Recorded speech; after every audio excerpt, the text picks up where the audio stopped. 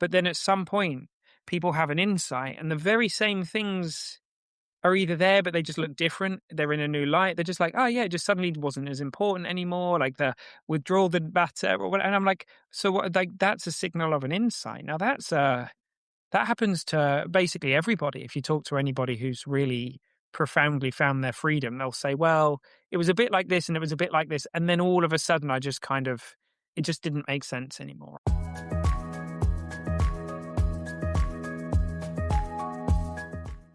There we go. Scott's laughing because I've counted us all in. We need to be counted in, man.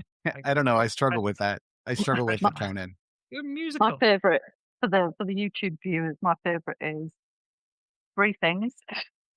When you count, Sam. Stop it. 7. Enough of it.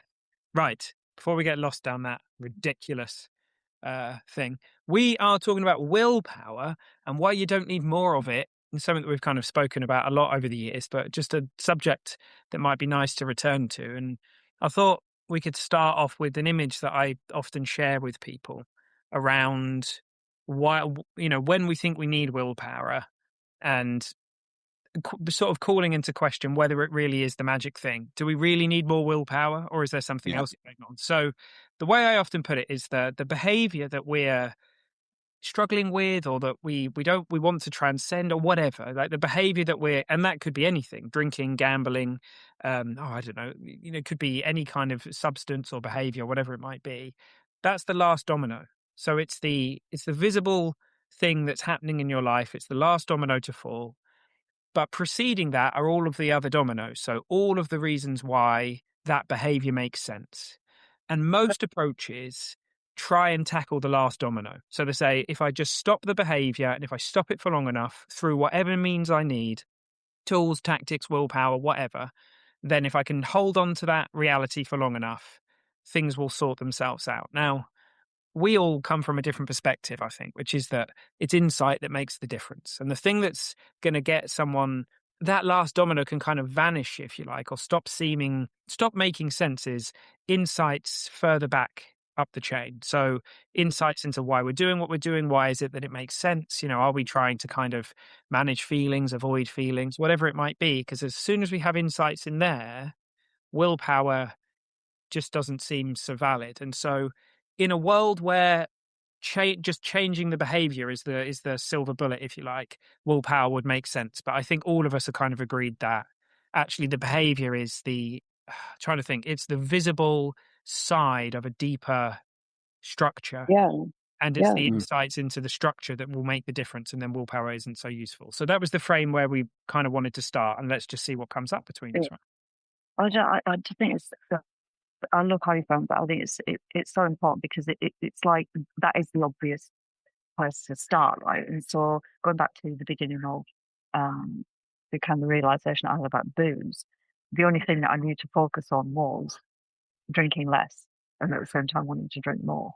And so prior to the realization that I had, my only option was do dry January and focus on not drinking for January. And I knew that I could do it because of willpower, right? I knew that I had enough willpower, enough drive, enough determination, enough grit to get through what I thought was going to be a really bloody awful month of deprivation and missing out, and I would have done it. Absolutely, I would have done it.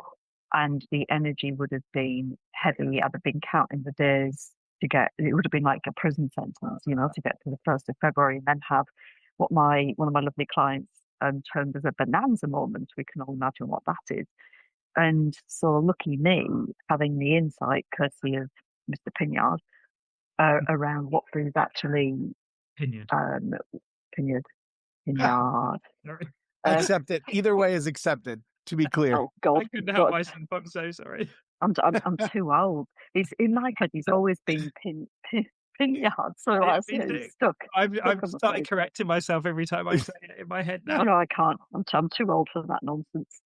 Not that your name's nonsense. Anyway, I understand. It is a little bit nonsense. I get it. Totally nonsense. I mean, I understand. All made up. Sorry to all the Pinyards out there. Your name is lovely. Well, courtesy of Mr. Scott, as we know, I had a bit of a realization around Mm. the mechanism of booze, which was new information. So here's the insight that's smacked me around the chalk. And what that opened up to me was this idea of being willing to be wrong. Oh shit! Well, I always thought that alcohol relaxed me. I felt that that was as true as the sky being blue, and there was no other possibility. And yet, I've just been proven entirely wrong. I haven't believed that my entire adult life. So this was the right. Well, I'm willing to be wrong about everything, and that one opening took me back, up the chain. So instead of focusing on the behaviour, that was the byproduct of being curious about, well, what else don't I know? What else have I been wrong about? And I remember going into that January, and my only thought was, I'm just going to see what happens. I'm not drinking right now, and I'm just going to see what happens. And that January was a really different experience than otherwise it would have been had I just been focusing on the behaviour. There was no willpower required that January at all, like none. And that was that was a huge surprise to me, because any time I'd ever taken a break from booze before, it was only willpower. So this is really, really good news, because when we're not exhausting ourselves exerting willpower, then we can turn that energy towards something else. Mm. Yeah. And that looks key to me. Like it seems that we credit willpower with, well, this, like, it's obviously the case that we can kind of white knuckle through something, right? The question is that really kind of stacking the deck in favor of shifting things longer term? Or are we in this pattern of like white knuckling back to the thing, white knuckling back to the thing? And I think the kind of strange, well, I don't know if it's strange, but the truth is that a lot of the things that the mind is kind of worrying and it's up to, it's not where the juice comes from. I mean, pretty much all the work we do on the platform and any of the programs that we put together is kind of really double clicking on the idea that, yeah, that's not really where it is. We share the metaphor of the lazy river and floating down it and having these insights. And there's a part of us that thinks, but I have to do something. Like, Yeah. What are you saying? Just like fucking sit here and not do, like, that's not helpful, Sam. I've tried that. But what we're kind of pointing to something deeper. Like, we're going to do what we are going to do until something else makes sense. And I, for sure, use willpower. And in the couple of years that I was trying to really figure this thing out, I was, using willpower, struggling through. Then I'd had periods where it seemed like I didn't need any of that. Then it would seem like I did. And it's just a really fascinating thing to explore, because, you're right, Ellie. It's like, if we get to the root of what's really going on and get beyond the behavior and really come to recognize, what is it that what's the behavior trying to do? Like, if this behavior was trying to do something for me, what is it? Like, what is it that I need in this Yeah. moment? And like you said, Ellie, like that kind of need that you needed to like have moments of respite and chill out and relax. I mean, humans, right? There's these, but like this kind of innocent attempt to create that through a substance, and then the recognition and realization that, oh, like, bigger picture, this thing is pouring more anxiety into my life. Like, I've seen that now. I've had this insight from a zoomed out perspective. Like, it's, it's filling my body with of stress chemicals and all this kind of stuff. That then opened up a different, a new level of understanding, I would say, where suddenly it didn't make sense that, like, because until that moment, trying to stop doing something, like you beautifully put it, trying to stop doing something that actually you still want to do. Like you said, you didn't actually want to stop. Well, that is literally kind of like a definition for willpower and white knuckling. But the moment we open up to a different possibility, which is, wow, maybe all the things that I've been looking for is available to me, even if I'm not engaging in the substance. We're in a different world altogether. So a lot of the stuff that makes the difference to people, it kind of weirdly isn't necessarily insights into alcohol. Like, it can be really, really helpful to learn about alcohol science and the brain and the body. But it's like you always say, Scott, we talked about identity before, like the deeper level identity stuff of like coming to Yeah. recognize, wow, I can experience this human thing without needing to reach for that. And so I think this is key, because I think most approaches stop there at the behavior bit. Yeah. But as your story points to, Ellie, like one insight and the whole thing can look entirely different. We can rely on different things other than willpower in those moments, right? I really like how you said beyond the behavior, Sam, because that really is what we're talking about here. And I one of the ways that I talk about this, and it's kind of a little bit cliche, but like it's almost like drinking is the symptom, not the problem, right? So like we adapt to using alcohol in certain ways because of emotions we're afraid to feel or experiences we're afraid to have or whatever. It's a long list of things. And when we begin to address that stuff starts to change. Like I remember in my journey to quit drinking, well, before I actually started quitting drinking, I tried to change as many other things in my life as possible, like in the desperate hope that I wouldn't have to quit. So I started working on my finances and I started working on fitness. I trained and I did, events, and like I started working on my relationship. I started working on my thinking. I was doing all of this stuff What did you do with in your beard? What what's did you that? do with your beard? Did you This chop was the beard? this was pre-beard. Holy fuck! So that's when you grew your beard. It's PB. Hang on a Yes, minute. it was PB. I, Yes, I might need to see a photograph of this. I don't believe that you've never had one. I But do your have a face, chin. it It's a must be so. shock. Your face must look so small without a beard on it, though. It's terrifying. Do you know what I I, mean? yes. Anyway, I was like in that phrase, and I was like doing all of this stuff, and obviously in the back of my head I knew like drinking was like kind of the big thing, right? But like changing all of these other things, I'm making progress, seeing things. My drinking changed, and I'm actually positive that like had I not made those other changes, I wouldn't have seen what I saw when it came to quitting drinking, when I started to recognize that it was a symptom of this other stuff. So like finances is one I always talk about. My financial life was absolute shit back then. Making a few changes, having a little bit less stress translated into my drinking life, right? I saw that. I saw the change. And it wasn't obvious at first. Like when I first quit drinking, I was actually hyper focused on drinking and not drinking and all of that stuff. But very quickly, I began to see that I can relax into whatever those other things are. And I see this with people I coach all the time. And I'm sure you guys see it too. Well, in the membership, even, I was just talking with someone about this the other day. Like a lot of questions start with alcohol, and then we very quickly move on to a deeper topic. Sure. And that's because like I think the three of us have learned to see like, wait, it's something beyond there. And as we start exploring those things, that's where freedom comes from. Like that's where freedom came from for me. It wasn't fixing any particular problem. It was gaining more of or having more of an insight that I could handle those problems. It was realizing that like it's going to be okay if I deal with whatever problem might be in front of me. Yeah, yeah. And that's why we talk about this stuff, right? Because Mhm. I have met people, we all have met people that have been, they haven't drunk alcohol for 10, 20, 30, maybe 40 years. And yet they feel like they walked out of one prison and into another one.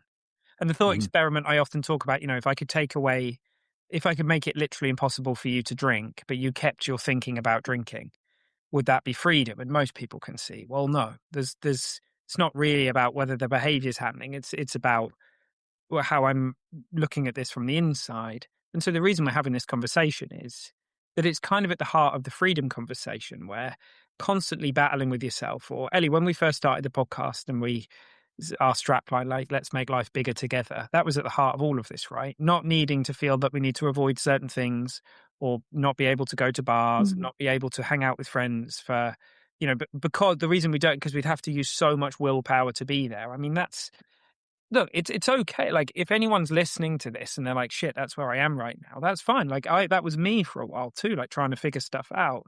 But it's just being open to the possibility that you're not lacking willpower. Like, if you keep thinking, well, I just need more of that, I need more of that, or I need more of something, I just call that into question. Not to say that we can't use tools and tactics, not to say that there's anything wrong with, like, there's been plenty of times where I've felt like I've had to grin and bear it for a bit, and then the next morning I've gone, oh, I'm so glad I didn't drink, and then I've had a real insight in that moment. It's not binary, like willpower equals, you know uh, not helpful at all, and the other side is helpful. It's not like that. We can have a profound No, insight through Yeah. over like getting to the point where we're so sick of using willpower. We're like, fuck, it can't be there. It must be something else, right? What were you going to say, Ellie? I was just going to say, I think that you know that you have a responsibility to take some form of action, right? So it's like the picture of karma yoga, right? That your responsibility is to what's in front of you, not to the outcome. So the releasing of the need for it to be a particular way, but just opening up to possibility, um, it's freeing and transformational. So you can, I think the thing is, you can trust yourself. It's almost like a different way of looking at willpower. So as opposed to willpower in tension and clinging on, there is a power of will within you which is driving you towards something. And you don't need to know what that thing is. It's going to take you there. And your part to play in it is, do you go kicking and screaming and getting in the way of it with a lot of tension and resistance? Or do you soften around the edges? Do you open up to your experience and allow yourself to be taken in the energetic flow that's uniquely yours? Because you go in there one way or the other. Yeah. I Yeah, think that's the thing, right? You're talking about that's the dropping of the resistance to what's happening. I mean, there's different ways we say it, but that's like being realizing you're going to be okay no matter what. Like you're going in this direction, you can handle it. That's a tough, at least for me, that was a really tough thing to see. Um, After years of feeling like I've been just kicked around, it was like I think a lot of us get into this, by the time as we get older, we get into this like defensive posture of like, I'm fighting off life. I'm fighting off work problems. I'm fighting off family problems. I'm fighting off these problems. And it like stress becomes a way of life. And uh, it creates like this idea that we can't let go, Ellie, that like we need to be the one steering the ship. That's fucking exhausting. yeah, It is. And when you start to play with this a little bit, and you can kind of do it with the less risky stuff to begin with, but once you start playing with that, like, well, do I really need to control everything? Do I really need to do I really have responsibility for everything? When you start to like let things go, quite literally, it's amazing how life does its thing and you're carried. And Yeah. I've coined this before as like you can achieve far, far more by doing far, far less. People like look at you as if you're a bit mad. Well, go and try it for yourself and find out. And it's not this kind of it's not a passive like, oh well, I'll just not do anything. There's still an engagement with life, but it's with a real different attitude and energy, Yeah. and your life will transform as a result of it. And everybody is, even if you feel completely bound and caught up, that can disappear in a second. You know? And often does. Yeah. it's no, and I think that's the just to give some hope, isn't it? That because I know for me, like these things like from where we're all stood, whatever we're doing now, uh, it looks the way it looks, and it didn't always look like that. I'm guessing for all of us, right? It look, it Yeah, could have looked different. So, for now, it like kind of seems simple to me, in terms of like, oh, this is very much about what we've been avoiding and like being and knowing that we can experience that, then the willpower kind of falls away in the light of seeing that. That's really rich for me at the moment. But I mean, for however many years of my life, I was avoiding all sorts of stuff. There was all sorts of mm, stuff I didn't want to feel. So it's, we mm, have these conversations knowing that people are going to be where they're going to be and they're going to hear what they're able to hear. And I love what you said Mm. about, we did an episode a while back, Ellie. I can't remember where we spoke about willpower versus the power of will. Um, yeah, yeah, yeah, yeah. and I'm the sure you power, did.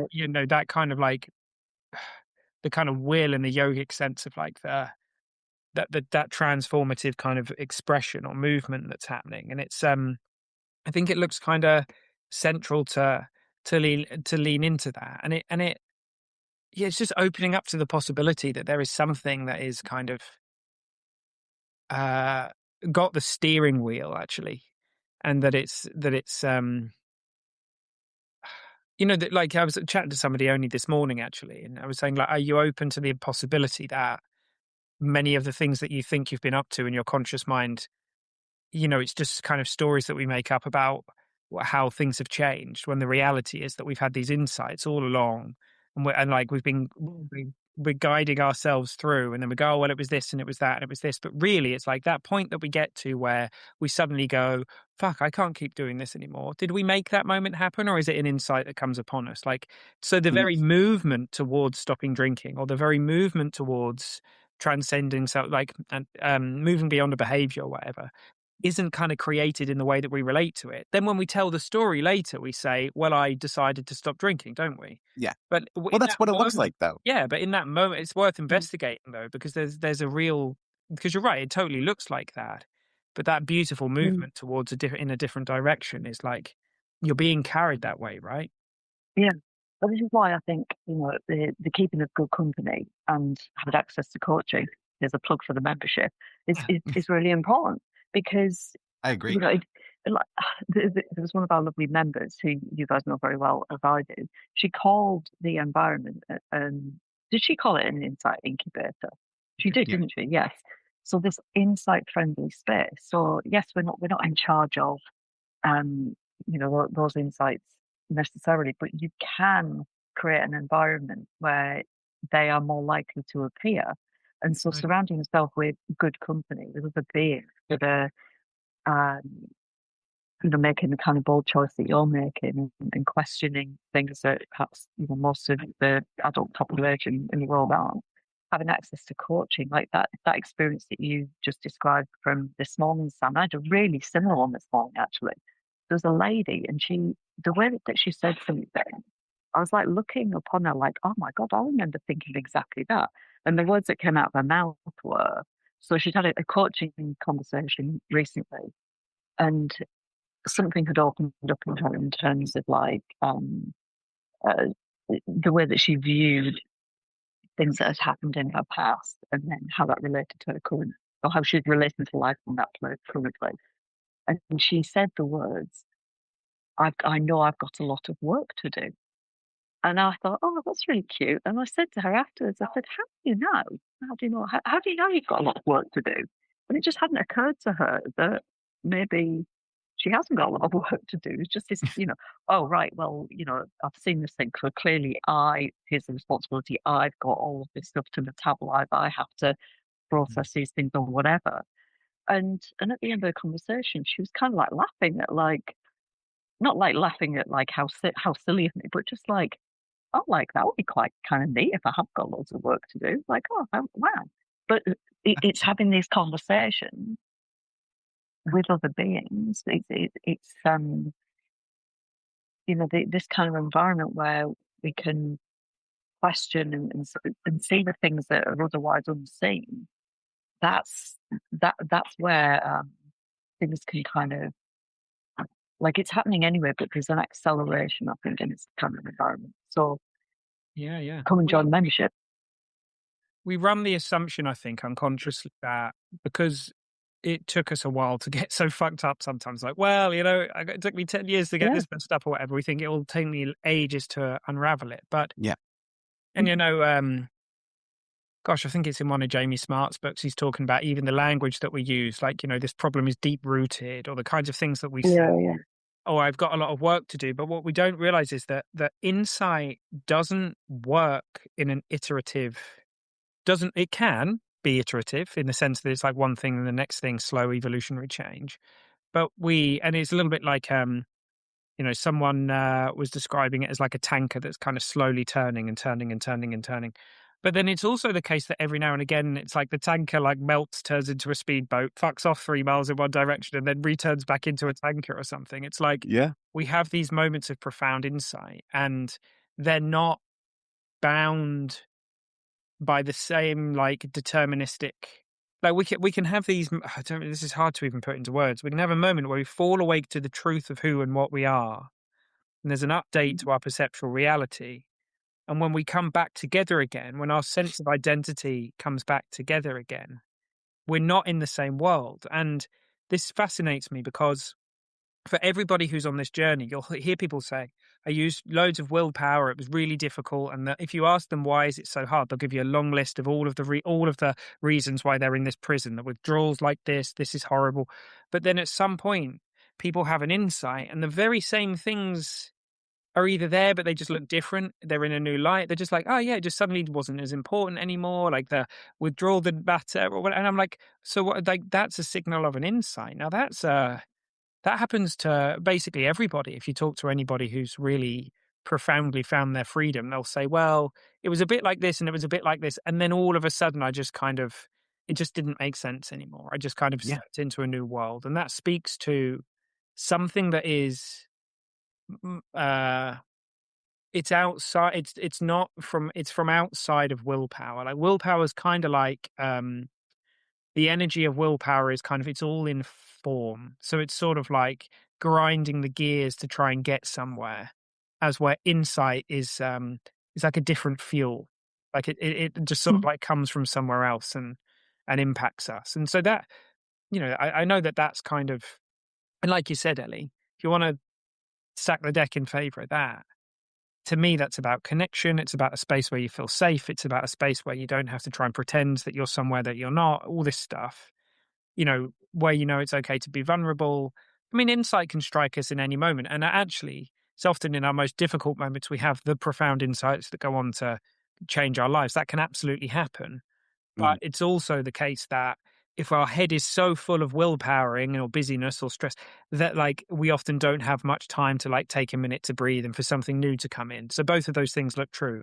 It's sometimes the desperation of our current worldview just not working that leads to an insight, but then also the beauty of being in somewhere that we feel held. And I mean, I know what I prefer. Like my preferred method is not to let my life go, start getting really, really hairy and then have the moment. Although that used to be my method of old. Used to be the way to go. Yeah. These days, I prefer to hang out with in good company and explore things that fascinate me, and just like Mm. let life kind of take care of itself. I think it Gentler means on the it nervous means a system. oh, go ahead. Sorry. Sorry, Scott, I was just saying it's gentler on the nervous system Yeah, a little yeah, bit. definitely Mm. Yeah. recommended. Mm. I was gonna say it means a lot to be in those groups because I know, like, personally, hearing other people share opens things up for me. And some of the biggest insights I've had have been simultaneously, Sam, at a very low point, but also in discussion. Yeah. It's like, there's this methodology of processing, at least for me, um, that comes through speaking.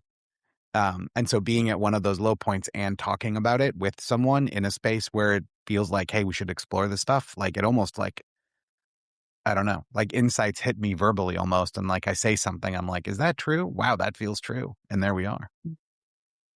Beautiful. And if folks haven't had the experience of being in the kind of environment we're talking about, then just come along to the monthly call, the 3 monthly call, Oh yeah, for and sure. Yeah, yeah. we can drop the link for that with the show notes. But there's an opportunity to just come and hang out and see what we're talking about. Yeah. No pressure, no, you don't even have to have your camera on if you don't want. If you just want to come and kind of lurk in the background and see what goes on. But you'll get a feel for it, So it's zero cost for that. It's like just come along and see how it feels. Yeah. Yeah, and by that same token, somewhere to come and be there with your camera on and realize the safety in that, like whatever Yeah, Mm. makes sense to you. But yeah, and it doesn't like whether it's our world or like community and just being able to talk, like even if you've got one, like if you're sat and you're feeling alone and that you feel like you're grinding it out and you're using willpower and you feel like you can't talk about it, even if if your next action step is just to get one person who you can talk to and be honest with, and to whatever degree feels possible right now, and start having voice notes or conversations with that friend or whatever, that will be Yeah. a game changer. Because it just seems like you said, Scott, it's sort of like there's William Whitecloud in one of his books, he uses this cool distinction I like between action and doing. And so action is the next common sense step. It like that makes sense. Like that's action. doing is all of the things we need to do before we feel like we're ready, before we can take the next action step. Most of us are involved in a huge amount of doing and we're not taking the action steps. Like, oh, Mm. well, I couldn't talk about that until this and until that. And I'd have to know that it was okay. And I'm a bit scared that they'll think this of me and all this kind of stuff. When actually the movement to just kind of have a chat with someone. And like, even if you feel like you can't talk to someone who's close to you, there's loads of opportunities to talk to people that you've, just do something in that regard. Start sharing, talk to someone about it. Yeah. There's way more room outside your head than in it. So, and the moment that you start doing that, like, there's something about like, it's like when you speak, you sort of like, call upon yourself to like speak your worldview out in front of yourself. And sometimes you just kind of, you hear yourself, you hear yourself or something like Yeah. that, and you're like, you just suddenly breaks a spell, or you have an insight, or you see something. So, Yeah. just constantly ruminating, being stuck in your own thought patterns and in your own kind of echo chamber in your head. Yeah, it's just sometimes it's so profoundly helpful to just do one thing, to just talk Mm. to one person, and then build up to joining a community, or go or to jump in head first, whatever makes sense to you. But I don't. To me, the idea that there's anybody kind of like suffering in silence is just sucks, because I know that I've been there, and I wouldn't want that for Yeah. anybody. So yeah, And Yeah, to yeah. get us back to the sort of theme of like what we were talking about here, of this idea of like willpower, like what we're talking about is like maybe there's another way to relax into seeing things. yeah, I so wish I had someone tell me that a long time ago when I was working on this, because it really felt like I just needed to like get stronger, when in reality I just needed to let go a little bit. beautiful, nice. Well, there we go. It's a good We're at place. half an hour on willpower, and I'm sure there's plenty more to this. And if, like, we've mentioned a few times, if anybody ever wants to come and poke us and say, "Tell me more about that," you can do it on the free calls. You can do it in the platform that we've got. They're Yeah. both there, and we'll put the in the show notes. We'll always have the link to sign up for the free calls. And we do them in rotation, so we take one each basically. So yeah, come hang out. Awesome. Mm. All Bye. right. Bye. Adios. That's what I do when I don't know how to end. It works I really just well. that's the best. I'm gonna clip that and put it on YouTube. Bye.